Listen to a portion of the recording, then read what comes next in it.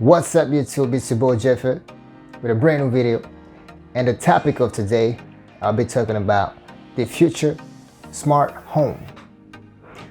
So I've been reading it recently, and I came across this concept of the smart home. And what do I mean by that? So the topic that I developed today will explain how in the near future, the homes in which we live in will be run by smart technology. Since our lives are dominated by the usage of smartphones, applications, ordering what we need, ordering Uber, ordering food, shopping online, going to the social media to distribute our content, it is becoming more and more apparent that we're moving towards a futuristic connected life. And to be able to be prepared, we have to understand, be ready to see how we will apply this technology in our lives. So I'm going to start by explaining the 5G. A lot of people have had a lot of misconceptions about the 5G.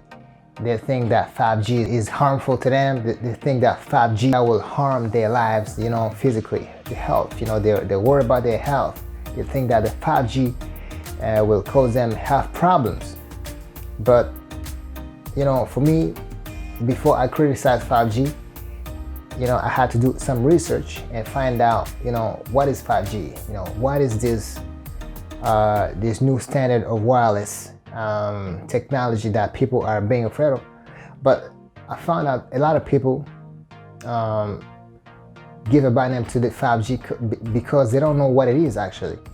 They don't know what it is, how it works, on which range you can find it on the electromagnetic field. And then they just talk, they just, 5G, the antennas, they're gonna fucking give us cancer, they're gonna give us fucking, they're gonna fuck up our lives. But you gotta do your research before you say like the 5G is no good. From the research that I did, 5G is an upgrade from the 3G and 4G wireless standard network. It's just an upgrade, which is faster, way faster, and has a longer reach than the previous generations. 5G is on the non-ionizing side of the electromagnetic spectrum. But if you look at the electromagnetic spectrum, you will find out that you have two sides. You have the non-ionizing, which is not harmful to humans, and you have the ionizing waves, which include X-rays, gamma rays, the ultraviolet rays from the sun. They are on a higher wavelength, and they will absolutely harm your DNA. They will harm your cells. So before you judge the 5G, you have to actually do some research. So for me, what I have seen and what I have understood is that for the simple fact that 5G is on the lower scale of the waves, it is on the 30 gigahertz wave level. It has even less wave frequency than the microwaves that we have in our homes. The microwaves are on a 300 gigahertz wave frequency. So you see what I'm saying? So microwaves have a higher frequency than the 5G. And microwaves are not harmful to you. They are non-ionizing. Same thing as the infrared of the sun. That's why, when the sun is shining, you feel good. You feel that the serotonin, the feel-good hormones, because you are getting that vitamin D. You get the vitamin D from the infrared, and you also get the vitamin D from the small portion of the ultraviolet, which is the UVA. The UVA portion of the ultraviolet is healthy for you, but the UVB of the ultraviolet is not good for you. So you have to be very careful. You have to maybe use some scientific tools to make sure that you are not being radiated by the UVBs. Okay.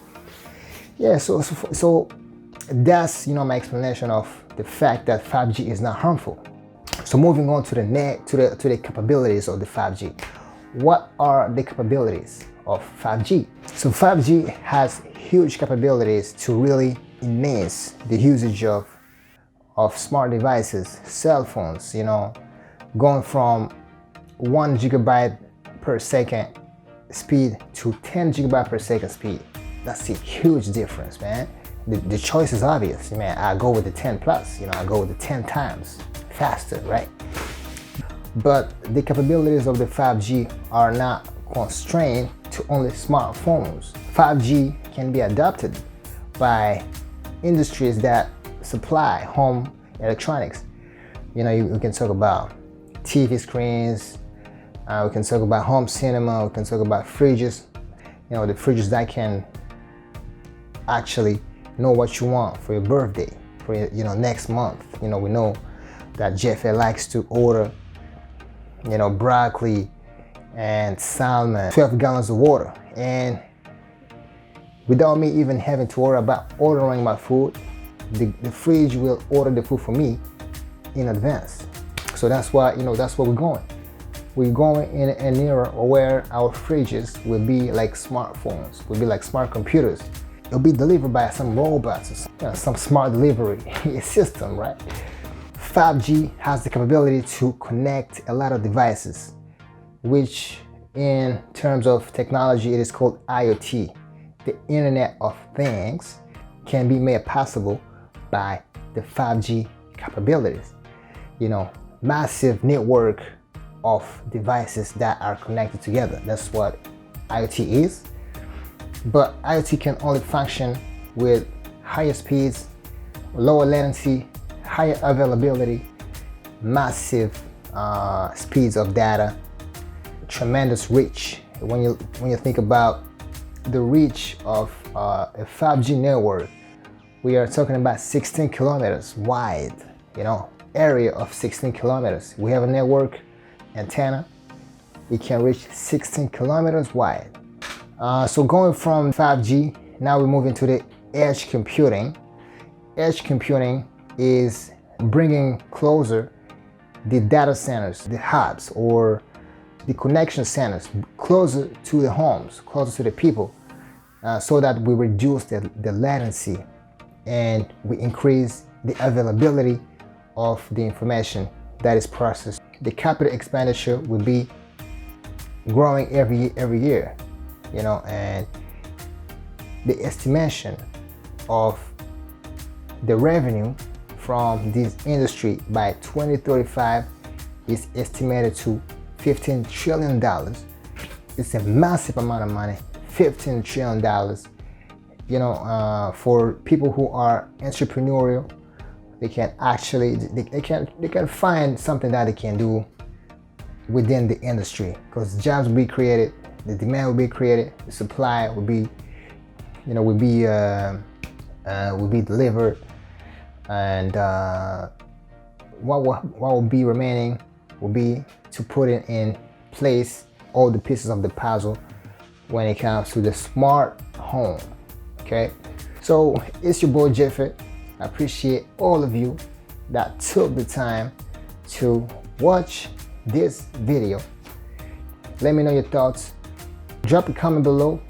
Let me know what you think. It's your boy Jeffy. I will see you on the next video.